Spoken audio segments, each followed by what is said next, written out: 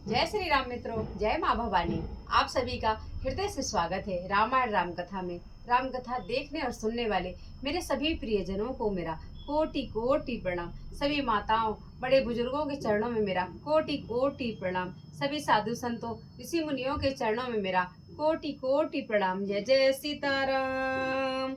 बोलिए सियावर रामचंद्र की जय। पवन सुत हनुमान की जय। राधे श्याम की जय। गौरा मात की जय। भोलेनाथ की जय। गौ माता की जय। संत समाज की जय। सत्य सनातन धर्म की जय। अपने अपने गुरु भगवान की जय। अपने अपने माता पिता की जय। सभी राम भक्तों की जय। सभी देवी भक्तों की जय। जय जय सीताराम। धर्म की जय हो, अधर्म का विनाश हो, प्राणियों में सद्भावना हो, विश्व का कल्याण हो, भगवान का अवतार हो। गौ माता की जय, भारत माता की जय। हर हर महादेव। जय श्री राम मित्रों, जय माँ भवानी। कैसे हैं आप सब? उम्मीद करती हूँ माता रानी की कृपा से आप सब आनंद से होंगे। जय श्री राम, जय माँ भवानी। मित्रों, आप सभी को नवरात्रों की पावन शुभकामनाएं। माता रानी मेरे सभी प्रियजनों को, सभी भारतवासियों को स्वस्थ और सुरक्षित रखे। माता रानी की कृपा हम सब पर सदैव बनी रहे। मित्रों, आज माता रानी का तीसरा नवरात्रा है। माता रानी चंद्रघंटा का आज तीसरा दिन है। तो मित्रों, बहुत ही पावन दिन चल रहे हैं। कन्याओं का पूजन किया जा रहा है। माँ जगदम्बा की पूजा करी जा रही है। तो बहुत ही पावन दिन चल रहे हैं। माता के नवरात्रे चल रहे हैं मित्रों।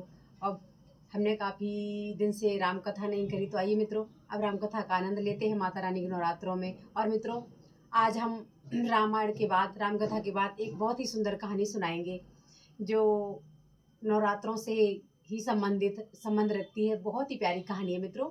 तो आप सब बने रहे राम कथा के बाद, कहानी भी सुने और राम कथा भी सुने और अपना आशीर्वाद, अपना प्रेम बनाए रखें। जय श्री राम।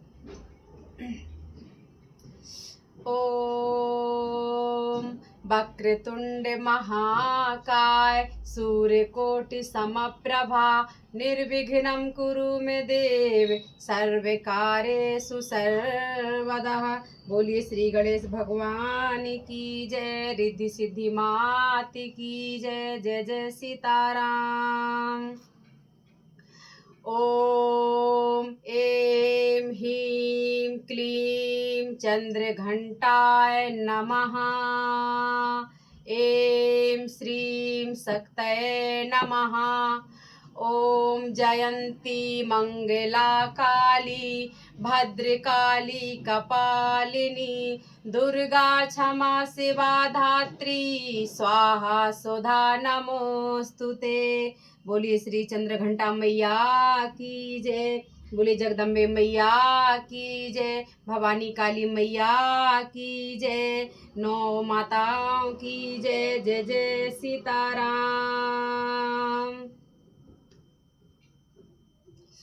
कथा शुरू हम करन लगे, आइए वीर हनुमान।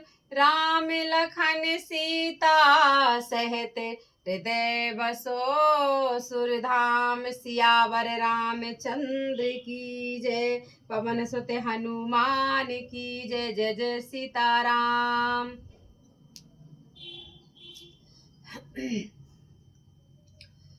माँ नहीं मातु पिता नहीं देवा, साधुन सन करवा वहीं सेवा। जिनके यह आचरण भवानी, ते जाने हूँ निश्चर सब प्राणी। बोलिए जगदम्बे मैया की जय। सच्चे दरबार की जय। पावन नवरात्रि दिनों की जय। जय जय सीताराम। आइए मित्रों, अब हम रामायण राम कथा का शुभारंभ करते हैं।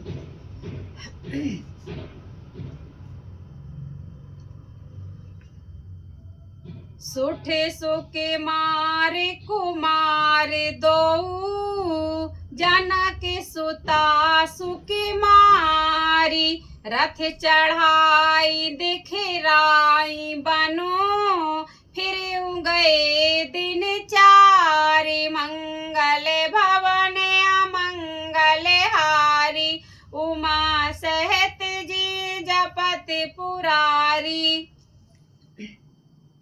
अत्यंत सुकुमार दोनों कुमारों को और सुकुमारी जानकी को रथ में चढ़ाकर वन दिखलाकर 4 दिन के बाद लौट आना। जो नहीं फिरहि धीर दो भाई, सत्य संग धृण व्रत रघुराई। तो तुम्हें विनय करहूँ कर जोरी, फेरयूं प्रभु मिथिलेश किशोरी। यदि धैर्यवान दोनों भाई ना लौटे, क्योंकि श्री रघुनाथ जी प्रण के सच्चे और दृढ़ता से नियम का पालन करने वाले हैं, तो तुम हाथ जोड़कर विनती करना कि हे प्रभु, जनक कुमारी सीता को तो लौटा दीजिए। जब सिए कानन देख डेराई, काहू मोरी सिख अवे सरुपाई। सास ससुर अस काहू संदेशु, पुत्री फेर्यो बने बहुत कलेसु। जब सीता वन को देखकर डरे, तब मौका पाकर मेरी यह सीख उनसे कहना कि तुम्हारे सास और ससुर ने ऐसा संदेशा कहा है कि हे पुत्री, तुम लौट चलो, वन में बहुत कलेश है, दुख है। पितृगृह कबहू ससुरारी, रायहूँ जहाँ रुचि होए तुम्हारी। यही विधि करेहूँ उपाय कदम्बा, फिरहि त होई प्राण अविलंबा। कभी पिता के घर, कभी ससुराल, जहाँ तुम्हारी इच्छा हो वहीं रहना। इस प्रकार तुम बहुत से उपाय करना। यदि सीता जी लौट आई तो मेरे प्राणों को सहारा हो जाएगा। नाही त मोरे मरनो परिणामा, कछु न बसई भय विधि बामा। असे कहीं मूर्छ परम हिराऊ, राम लखन सी आन दिखाऊ। नहीं तो अंत में मेरा मरण ही होगा। विधाता के विपरीत होने पर कुछ बस नहीं चलता। हा राम, लक्ष्मण और सीता को लाकर दिखाओ। ऐसा कहकर राजा मूर्छित होकर पृथ्वी पर गिर पड़े। पाई रजाय सुनाई सिरु, रथ अति बेग बनाई। गयऊं जहाँ बाहेर नगरे, सिय सहित दो भाई। मंगल भवन अमंगल हारी, उमा सहित जिए जपत पुरारी। सुमंत्र जी राजा की आज्ञा पाकर, सिर नवाकर और बहुत जल्दी रथ जुड़वाकर वहां गए जहां नगर के बाहर सीता जी सहित दोनों भाई थे। तबे सुमंत्र नपे बचन सुनाए, कर बिनती रथ राम चढ़ाए। चढ़े रथ सी सहित दो भाई, चले हृदय अब दई सिरुनाई। तब वहां पहुंचकर सुमंत्र ने राजा के वचन श्री रामचंद्र जी को सुनाए और विनती करके उनको रथ पर चढ़ाया। सीता जी सहित दोनों भाई रथ पर चढ़कर हृदय में अयोध्या को सिर नवाकर चले। चलते राम लखी अवधि अनाथा, बिकल लोग सब लागे साथा। कृपा सिंधु बाहो विधि समुझावहीं, फिरहि प्रेम बस पुण्य फिर आवहीं। श्री रामचंद्र जी को जाते हुए और अयोध्या को अनाथ होते हुए देखकर सब लोग व्याकुल होकर उनके साथ हो लिए। कृपा के समुद्र श्री रामचंद्र जी उन्हें बहुत प्रकार से, बहुत तरह से समझाते हैं, तो वो सब अयोध्या की ओर लौट जाते हैं, परंतु प्रेम के बस फिर लौट लौट कर आ जाते हैं। लागति अवध भयावन भारी, मानहु काल रात अंधियारी। नर नारी, डारे पाई एक ही एक निहारी। अयोध्यापुरी बड़ी डरावनी लग रही है, मानो अंधकारमयी काल रात्रि हो। नगर के नर नारी भयानक जंतुओं के समान एक दूसरे को देख देख कर डर रहे हैं। घर मसान परिजन जनु भूता, सुते हेते मीत मनहु जमे दूता। बाघन बिटप बेल कुम्हिलाही, सरित सरोवर देखे न जाही। घर शमशान, कुटुंबी, भूत प्रेत और पुत्र हितैषी और मित्र मानो यमराज के दूत हैं। बगीचों में वृक्ष और बेलें कुम्हला रही हैं। नदी और तालाब ऐसे भयानक लगते हैं कि उनकी ओर देखा भी नहीं जाता। है गए कोटिन के मृगे, पूरे पशु चातक मोर। पिक रथांग सुख सारिका, सारस हंस चकोर। मंगल भवन अमंगल हारी, द्रवहु सो दशरथ अजिर बिहारी। करोड़ों घोड़े, हाथी खेलने के लिए पाले हुए हिरन, नगर के गाय बैल बकरी आदि पशु, पपीहे मोर कोयल, चकवे तोते मैना, सारस हंस और चकोर। राम वियोग विकल सब ठाणे, जह तह मनहु चित्र लिखी काढ़े। नगर सफल बनु गहवर भारी, खग मृग विपुल सकल नर नारी। श्री रामचंद्र जी के वियोग में सभी व्याकुल हुए। जहां तहां ऐसे चुपचाप स्थिर होकर खड़े हैं मानो तस्वीरों में लिखकर बनाए हुए हो। नगर मानो फलों से परिपूर्ण भरा भारी सघन वन था। नगर निवासी सब स्त्री पुरुष, बहुत से पशु पक्षी थे। अर्थात अवधपुरी में अर्थ धर्म काम मोक्ष चारों फलों को देने वाली नगरी थी और सब स्त्री पुरुष सुख से उन फलों को प्राप्त करते थे। विधि के कई किरातिन कीन्ही, जेहि दवे दुसै दसहु दिस दीन्ही। सहे न सके रघुबर बिरहागी, चले लोग सब व्याकुल भागी। विधाता ने कैकई को भीलनी बनाया, जिसने दसों दिशाओं में दुसह दावाग्नि भयानक आग लगा दी। श्री रामचंद्र जी के विरह की इस अग्नि को लोग सह नहीं सके। सब लोग व्याकुल होकर भाग रहे हैं। सबहि विचारु कीन्हे मन माही, राम लखन सिय बिन सुख नाही। जहाँ राम तह सबुई समाजु, बिनु रघुबीर अवध नहीं काजू। सबने मन में विचार कर लिया कि श्री रामचंद्र जी, लक्ष्मण जी और सीता जी के बिना सुख नहीं है। जहाँ श्री रामचंद्र जी रहेंगे वहीं सारा समाज रहेगा। श्री रामचंद्र जी के बिना अयोध्या में हम लोगों का कोई काम नहीं है। चले साथ अस मंत्र दृढ़ताई, सोरे दुर्लभ सुख सदन बिहाई। राम चरण पंकज प्रिय जिनहि, विषय भोग बस करहि किति नहीं। ऐसा विचार कर दृढ़ संकल्प करके देवताओं को भी दुर्बल सुखों से पूर्ण घरों को छोड़कर सब श्री रामचंद्र जी के साथ चल पड़े। जिनको श्री रामचंद्र जी के चरण कमल प्यारे हों, उन्हें क्या कभी विषय भोग बस में कर सकते हैं। बालक वृद्ध बिहाई गृह, लगे लोग सब साथ। तम सा तीर निवास किए, प्रथम दिवस रघुनाथ। मंगल भवन अमंगल हारी, द्रवहु सो दशरथ अजिर बिहारी। बच्चों और बूढ़ों को घरों में छोड़कर सब लोग साथ हो लिए। पहले दिन श्री रघुनाथ जी ने तमसा नदी के तीर पर निवास किया। रघुपति प्रजा प्रेम बस देखी, सदै हृदय दुख भयउ विशेषी। करुणा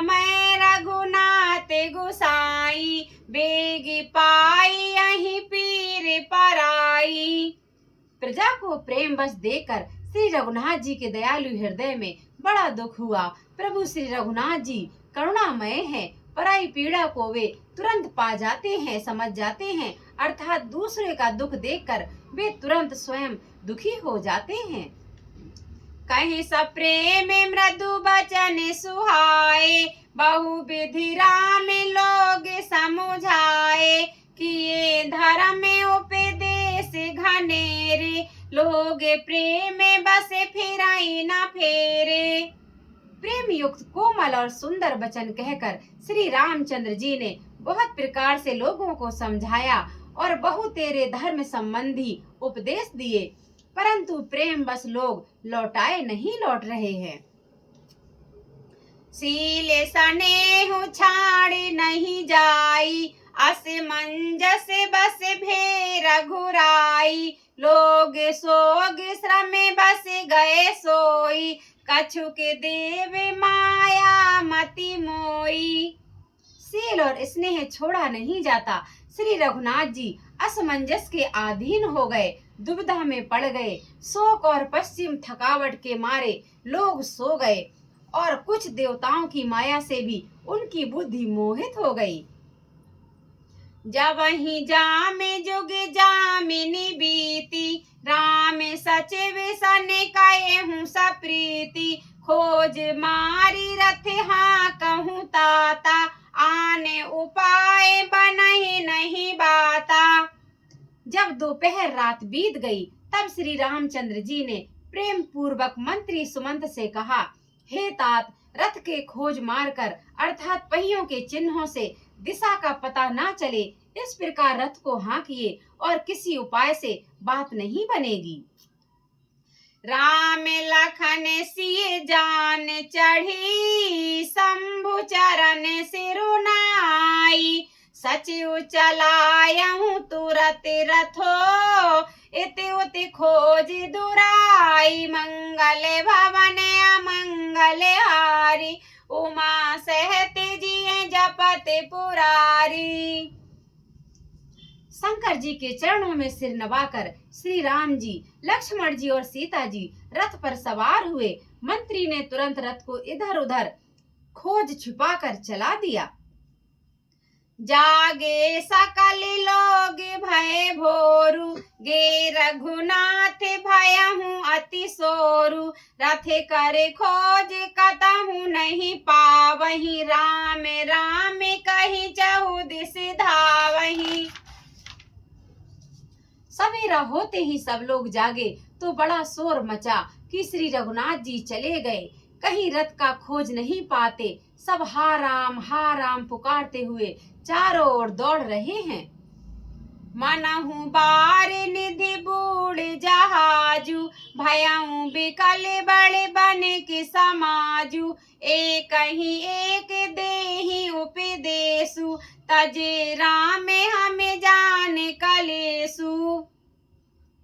मानो समुद्र में जहाज डूब गया हो, जिससे व्यापारियों का समुदाय बहुत ही व्याकुल हो उठा हो। वे एक दूसरे को उपदेश देते हैं कि श्री रामचंद्र जी ने हम लोगों को कलेश होगा यह जानकर छोड़ दिया। निंदहि आप सरायहि मीना, धिक जीवन रघुबीर बिहीना, जो पे प्रिय वियोग विधि कीन्हा, तो कस मरण न मांगे दीन्हा। वे लोग अपनी निंदा करते हैं और मछलियों की सराहना करते हैं, कहते हैं कि श्री रामचंद्र जी के बिना हमारे जीने को धिक्कार है। विधाता ने यदि प्यारे का वियोग ही रचा था तो फिर उसने मांगने पर मृत्यु ही क्यों नहीं दी।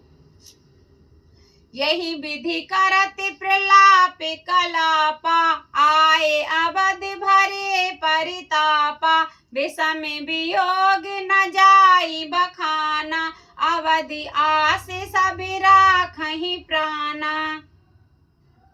इस प्रकार बहुत से प्रलाप करते हुए वे संताप से भरे हुए अयोध्या जी में आए। उन लोगों के विषय वियोग की दशा का वर्णन नहीं किया जा सकता। 14 साल की अवधि की आशा से ही वे प्राणों को रख रहे हैं। राम दरस हित नेम व्रत लगे करन नर नारी मनहु को की कमले दीन विहीन तमारी मंगल भवन अमंगल हारी द्रवहु सुदशरथ अजिर बिहारी। सब स्त्री पुरुष श्री रामचंद्र जी के दर्शन के लिए नियम और व्रत करने लगे और ऐसे दुखी हो गए जैसे चकवा चकवी और कमल सूर के बिना दीन और दुखी हो जाते हैं। सीता सचिव सहते दो भाई श्रृंग बेरपुर पहुँचे जाई ओ तेरे राम देव सर देखी किन्हें दंडवत हर सुविशेषी। सीता जी और मंत्री सहित दोनों भाई श्रृंगवेरपुर जा पहुँचे। वहां गंगा जी को देखकर श्री राम जी रथ से उतर पड़े और बड़े हर्ष के साथ उन्होंने दंडवत प्रणाम किया। लखन सचिव सिय किए प्रणामा सबहि सहते सुख पायऊ रामा गंगे सकल मुद मंगल मूला सबे सुख करने हरनि सबे सूला। लक्ष्मण जी सुमंत्र और सीता जी ने भी प्रणाम किया। सबके साथ श्री रामचंद्र जी ने सुख पाया। गंगा जी की समस्त और आनंद मंगलों की मूल हैं। वे सब सुखों की करने वाली और सब पीड़ाओं को हरने वाली हैं। कहे कहीं कोट के कथा प्रसंगा राम बिलो कहीं गंगे तरंगा सचिव ही अनुजहि प्रिय ही सुनाई विबुधि नदी महिमा अधिकाई। अनेक कथा प्रसंग कहते हुए श्री राम जी गंगा जी की तरंगों को देख रहे हैं। उन्होंने मंत्री को, छोटे भाई लक्ष्मण जी को प्रिया, सीता जी को देव नदी गंगा जी की बड़ी महिमा सुनाई। मंजनु कीन्हे पंथ श्रम गयाऊं सुचि जलु पियत मुदित मने भयाऊं सुमिरत जाहि मिटहि श्रम भारू तेहि श्रम यह लौकिक व्यवहारू। इसके बाद सबने स्नान किया जिससे मार्ग का सारा श्रम थकावट दूर हो गई और पवित्र जल पीते ही मन प्रसन्न हो गया। जिनके स्मरण मात्र से बार बार जन्मने और मरने का महान श्रम मिट जाता है उनको श्रम होना यह केवल लौकिक व्यवहार नर नीला ही है। सोध सच्चिदानंदमय कंद भान कुल केतु चरित करत नर अनुहरत संस्कृति सागर से तु मंगल भवन अमंगल हारी द्रवहु सुदशरथ अजिर बिहारी। बोलिए सियावर रामचंद्र की जय, पवन सुत हनुमान की जय। जय जय सीताराम। मित्रों, हम अपनी राम कथा को यहीं विराम करेंगे। जय श्री राम।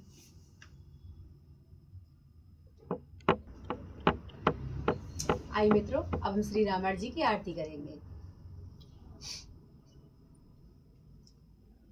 आरती श्री रामायण जी की कीरति कलित ललित सिया पी की गावत ब्रह्मादिक मुनि नारद वाल्मीकि विज्ञान विशारद सुख सनकादिक से अरुसारत बरन पवन सुत कीरतनी की।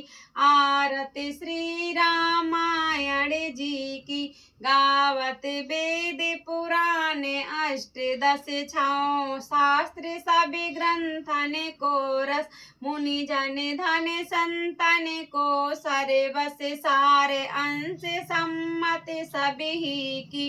आरती श्री रामायण जी की गावत संतत शंभु भवानी अरुघट संभव मुनि विज्ञानी व्यास आदि कवि वर्ज बखानी। कागे भुसुंड गरुड़ के ही की आरती श्री रामायण जी की। कलिमल हरण विषय रस फीकी सुभग सिंगार मुक्ति जुबिती की। दलन रोगी भामूर अमी की तात माते सब विधि तुलसी की। आरती श्री रामायण जी की कीरति कलित ललित सिया पी की। बोली सियावर रामचंद्र की जय। पवन सुत हनुमान की जय। जय जय सीताराम।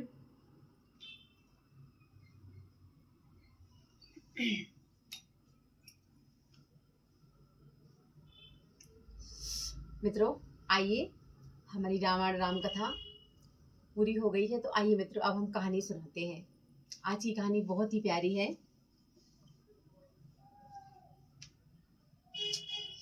मित्रों, बहुत समय पहले एक गांव में एक ब्राह्मण पुजारी रहा करते थे। वो मियाँ बीबी ही थे, पति पत्नी ही थे। वो छोटे से मंदिर में पूजा पाठ किया करते थे। वो जो पंडित जी थे वो मन के तो अच्छे थे, परंतु उनके मन में ज्यादा दया भाव नहीं थी। उनका एक छोटा सा ही घर था, छोटी सी कुटिया में दोनों पति पत्नी आनंद के साथ रहा करते थे। उनका एक स्वभाव था, जो मंदिर से, अब मंदिरों में बहुत पहले समय की बात है, इतना ज्यादा सामान नहीं मिला करता था कि पूजा पाठ में, अब आजकल का समय अलग है, बहुत सारा चढ़ावा आता है। छोटे से मंदिर में उस समय पुजारी के यहाँ पर क्या ही आया करता होगा। तो जो थोड़ा बहुत भोजन सामग्री आती थी तो उनकी धर्मपत्नी जो पंडिताइन थी वो बना करके खिलाया करती थी, और आनंद के साथ जीवन कट रहा था। संतान तो उनकी कोई थी नहीं, वही पति पत्नी थे। वो पूजा पाठ करके भगवान का आते थे, प्रसाद पाते थे, घर में दोनों सुखी से रहते थे। परंतु उन पंडित जी की एक आदत थी, उनको एक ऐसी आदत थी कि वो जब भी घर आया करते थे, 2-4 लोगों को साथ में भोजन कराने के लिए लाया करते थे। अब मित्रों, कहते ना, धर्म करना, पुण्य दान करना एक बहुत बड़ी बात है। और आजकल युग में, आजकल का समय है, इसमें सिर्फ दान पुण्य ही रह गया है, प्रभु का नाम। इसे करके इंसान अपना परलोक, ये लोग सुधार सकता है। लेकिन परंतु मित्रों, धर्म और दान पुण्य करना तब अच्छा लगता है जब घर में कुछ हो दान पुण्य करने के लायक। ऐसा नहीं होता कि इंसान अपना पेट भर ले और अपने परिवार वालों का ना देखे, अपने बच्चों का ना देखे, अपनी बीवी का ना देखे। पुराने समय में काफी लोग ऐसे हुआ करते थे जो सिर्फ खुद से ही मतलब रखते थे। बीवी घर में क्या पका रही है, पत्नी घर में क्या पका रही है, क्या बना रही है, उन्हें फर्क नहीं पड़ता था कि भूखी है। लेकिन पहले की औरतें आज की औरतों की तरह नहीं हुआ करती थी। पहले की औरतें पहले पति को खिलाती थी, इसके बाद बच्चे तो खाया करती थी, वरना बेचारी भूखी रह लिया करती थी, सबर कर लिया करती थी। पहले हमने अपनी दादी के मुंह से सुना है कि अक्सर ऐसा होया करता था, क्योंकि लोग शिकायत नहीं करते थे कि ये नहीं है घर में, ये नहीं है। तो वो जो पंडित जी की पत्नी थी, धर्म पत्नी, वो भी इसी प्रकार के स्वभाव की थी। पंडित जी जब भी घर से आते पूजा पाठ करके, शाम को या दोपहर को भोजन करने, तो 1-2 लोगों को लपेट ले आते थे। ये धर्म पुण्य तो है, अच्छी बात है कि किसी को वो भोजन कराना, किसी भूखे को। परंतु उस गांव में उनकी ये आदत देख देख करके लोगों को ये बातें पता थी कि पंडित जी को तो चलो भाई, जिसका है वो भी खाता था, जिसका नहीं था वो भी खाता था। ये क्रियाक्रम चलते चलते पंडितान एक दिन बहुत दुखी हो गई। उन्होंने एक दिन पंडित जी से बात करने का फैसला किया कि आज तो कुछ भी हो जाए, पंडित जी हमेशा ऐसे ही करते हैं, 1-2 लोगों को आते हैं, दोपहर में खाना खिलाते हैं, और मुझे हर बार कभी भोजन नहीं बचता, कभी रोटी नहीं बचती, कभी सब्जी नहीं बचती, मैं भूखी रह जाती हूँ। परंतु मेरी हिम्मत ही नहीं होती। आज हिम्मत जुटा करके पंडित जी से बात शाम को करूंगी ही करूंगी कि पंडित जी आप ऐसा मत करा करें, मत लाया करें, क्योंकि अपना खाना जितना भोजन मिलता है हम दोनों के लिए पर्याप्त होता है, और ज्यादा तो बचता नहीं है। तो कम से कम आप मतलब ज्यादा लोग मत लाया करो लोगों को, क्योंकि इतना भोजन नहीं होता है। ये सोच सोच करके बेचारी पंडितान ने सब्र किया शाम तक का। शाम को पंडित जी आए। पंडित जी ने हाथ मुंह धोया, भगवान की पूजा पाठ की, बोले लाओ प्रसाद ग्रहण करो, खाना खाने के लिए बैठे वो। जैसे तो पंडिताइन ने बड़े प्रेम से धर्मपत्नी ने खाना खिलाया। खाना खिला करके बोली, पतिदेव मुझे आपसे कुछ बात करनी है। तो बोले क्या बात करनी है, बताओ। वो बेचारी सकचाती, शर्माती, डरती, घबराती हुई बोली कि मैं ये कह रही थी कि आप गुस्सा मत करना। मैं बोले कि मैं किसी बुरे स्वभाव से नहीं कह रही हूँ, जो बात मैं आपसे कह रही हूँ मुझे क्षमा कर देना। धार्मिक पत्नियां ऐसी होती थी पुराने जमाने की, कि वो कुछ भी पति से कहने से पहले ही क्षमा मांग लिया करती थी, डरती थी, क्योंकि वो पति की हर बात को मानना धर्म धर्म भी है, धर्म सम्मत भी है, परंतु कुछ बातें ऐसी होती हैं जो नहीं करना चाहिए। इंसान कभी कभी धर्म के चक्कर में गलतियां करता रहता है और उसे लगता है कि वो ये धर्म सम्मत है, परंतु हर बात धर्म सम्मत नहीं होती है। इंसान के अंदर दया के साथ साथ सोच और समझ भी बहुत जरूरी होती है। वो पंडित जी बस अपने आप में ही मगन रहा करते थे, उन्हें घर की परवाह तो थी नहीं कि मेरी पत्नी भूखी रहती है, मैं 4 लोगों को लाता हूँ, 2 लोगों को लाता हूँ, खिलाता हूँ, तो क्या मेरी पत्नी को भी खाना बचता है कि नहीं। उसने डरते सकुचाते क्षमा मांगते हुए कहा, हे पतिदेव मुझे कुछ बात करनी है, बात ऐसी है कि आप घर में जो मुझे क्षमा कर देना, जो मैं कहना चाहती हूँ, आप कृपा करके गुस्सा मत होना, क्रोध मत करना। मैं बस इतना कहना चाहती हूँ कि आप जो रोज 1-2 लोगों को लाते हैं, कभी 2 लोग कभी 3 लोग, इससे घर में कभी कभार मुझे खाना नहीं बचता। बस इतना ही कहना हुआ था धर्मपत्नी का पंडित जी के। पंडित जी तमक करके बोला, बस यही चुप हो जाओ, जो कहा सो कहा, ये पहली और आखिरी बार है, माना कि तुमने कहा, हमने सुन लिया, अब बस हम ये तुम्हारी मूर्खता समझकर हम तुम्हें माफ कर देते हैं। अंततः कभी ऐसी बात मत बोलना, ये सोचना तुमने कुछ कहा नहीं, हमने कुछ सुना नहीं, बस इसी बात को यहीं खत्म करो। ये कहकर बेचारी, वो तो उसके जुबान से धर्मपत्नी के पंडितान के तो कुछ निकला नहीं। पंडित जी आओ ताओ में देखा ना कुछ ना समझा कि पंडितान रो रही है, कुछ सुना ना समझा और बस चल दिए। खाना पीना तो खा ही लिया तो सो गए। कल से फिर उनका वही नियम, दोपहर में खाना खाने आए, 2 लोगों को फिर साथ ले आए। पंडितान बहुत दुखी, अब बेचारी क्या करे, लड़ाई झगड़ा तो नहीं कर सकती थी क्योंकि वो इतनी धार्मिक थी ही, पति को भगवान मानने वाली पत्नी। अब क्या ही करे, समझाने की कोशिश करी, प्रयास किया, पंडित जी ने नहीं सुना। अब ऐसे ही काम चलता रहा चलता रहा चलता रहा। पंडितान बहुत दुखी हो गई क्योंकि उन्होंने उनका स्वभाव देख ही लिया अपने पति देव का, कि समझाने बुझाने का तो कुछ प्रयास करने का तो कोई मतलब निकला नहीं। तो एक दिन दोपहर का समय था, पंडित जी आए, 2 लोगों को भी साथ में लेकर के आए। बोले चलो भगवान खाना लगाओ, मुंह हाथ धोया, 2 लोगों को भी बिठाया और पंडित जी हाथ धोने लग गए। वो बोले यजमान बैठिए आप। अब वो चले गए अपना हाथ पैर धोने के लिए। तो पंडितान को बहुत समय सहते सहते एक उपाय सोचा। उनके घर में रखा था मूसल, जो मूसल होता है ना, गांव में गांव की माताएं बहनें जो सुन रही देख रही होंगी, जो बड़े होंगे, वो लकड़ी का होता है मूसल, वो दीपावली पर काम आता है। मूसल की पूजा भी होती है, साल भर में एक बार रखा रहता अच्छे से पूजा घर के पास में। तो मूसल ले आई वो पंडितान। उन्होंने अपनी, अब जब किसी बात से काम नहीं चला तो उन्होंने अपनी चतुरता दिखाई और मूसल की बगल में जहाँ वो खाने के लिए बैठे 2 लोग, पंडित जी अंदर हाथ मुंह धो रहे, उनकी नजर में नहीं आया। तो उनके ही सामने दिखा दिखा करके बार बार मूसल को उठाए पटके पूजा पाठ करने लगे। अब 2 आदमी एक छोटी सी कुटिया में बैठे हैं, पंडित जी बाहर हाथ मुंह धो रहे हैं। तो पंडितान मूसल को कुछ नहीं बोले, घूंघट करके और मूसल को उठाए पटके पूजा पाठ करके रोली चंदन लगाने लग गई। कुछ देर देखते देखते वो दोनों आदमी निकट आए जो पंडित जी के साथ खाना खाने आए थे, भोजन करने आए थे। बोले पंडिताइन ये आप क्या कर रही हैं? बोले कि कुछ नहीं। और बोले नहीं कुछ कर, बोले नहीं नहीं कुछ बात नहीं है, आप खाना खाओ, मैं थोड़ा ये करके आपको भोजन परोसने आ रही हूँ। बोले नहीं नहीं बताओ, कोई तो बात है। बोले मूसल की पूजा कर रही हूँ, पतिदेव मूसल देव से, इस मूसल से है ना मेरे पतिदेव बाद में यजमानों की पूजा करते हैं, इसी मूसल से, इसलिए पहले मैं इसकी पूजा करती हूँ, फिर पतिदेव जो आते हैं मेहमान हमारे, फिर इनसे इस मूसल से उन मेहमानों को खिला पिला करके वो पूजा करते हैं। अब आप तो समझ ही गए होंगे, क्या करूं, पतिदेव की आज्ञा है, टाल नहीं सकती हूँ। वो यजमान नए नए थे, कोई जो हमेशा आते थे, कभी कोई आता था खाने के लिए, कभी कोई आता था। जैसे ही ऐसे बात सुनी, भैया पंडित जी तो हाथ मुंह धो करके आचमन कर आ ही नहीं पाए। खाने वाले पहले ही भाग करके चले गए। बोले भैया भागो यहाँ से, ऐसा खाना नहीं चाहिए जो खाना खाने के बाद मूसल से धुलाई हो, मूसल से कुटाई हो।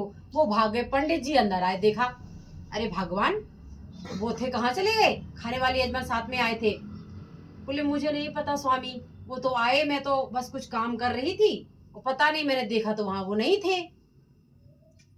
तो बोला कि अच्छा क्या बात हो गई? बोले वो कह रहे थे कि बोले कुछ तो कहा होगा कि क्यों भागे क्यों बोले हाँ मैं वो मूसल मांग रहे थे मुझसे तो मैंने दिया नहीं तो शायद उन्हें बुरा लग गया इसलिए वो भागे। बोले अच्छा वो मूसल मांग रहे थे। अब पंडित जी तो ठहरे पंडित जी ही, उन्होंने मूसल लिया और वो दौड़ते जाकर बोले भागे चला रहे। अरे बोले भैया रुक जा मूसल चाहिए तुम्हें मूसल चाहिए। तो जो ही लौट करके देखो उन दोनों आदमी वो भाग रहे हैं पीछे, पंडित जी मूसल लेकर के पीछे दौड़ रहे हैं और वो आपस में बोले अरे भैया पंडितान ने सही बताया था कि पंडित जी खिला पिला करके मूसल की पूजा पाठ करके इससे फिर धुलाई करते हैं।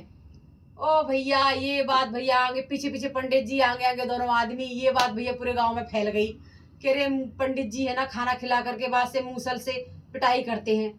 भैया धीरे धीरे पूरे गांव में ये बात फैल गई, ना लड़ाई हुई ना कोई दंगा हुआ, शांति से पंडितान को सुकून मिला, वो शांति से अपना जीवन जीने लगी। पंडित जी को उस दिन से कोई भी खाना पीना खाने उस घर में दोबारा कोई नहीं आया। पंडितान ने अपनी चतुराई से पंडित जी को ये समझाया और सबको ये समझाया कि भाई जब कोई मुसीबत पड़ती है तो इंसान को धैर्य से काम लेना चाहिए, बुद्धि से चतुराई से काम लेना चाहिए।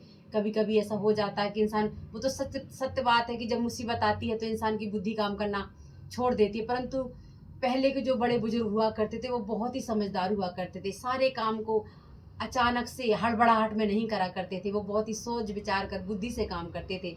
पंडितान ने भी यही किया और पंडितान का पीछा छूट गया ऐसे धर्म ऐसे पुण्य से। ऐसा धर्म ऐसा पुण्य किसी काम का नहीं होता कि हम अपना पेट तो देखें, हम अपने आप की सुरक्षा करें, अपने आप को खाना खिलाएं पिलाएं, अपने परिवार को ना देखें कि भैया वो तो भैया घर में माता पिता भूखे बैठे हैं, बाहर जा करके तुम है ना अन्न धान बांटने जाओ, बाहर जा करके अपने ये दिखाओ कि हम बड़े पुण्यात्मा हैं। तो ऐसा धर्म किसी काम का नहीं होता।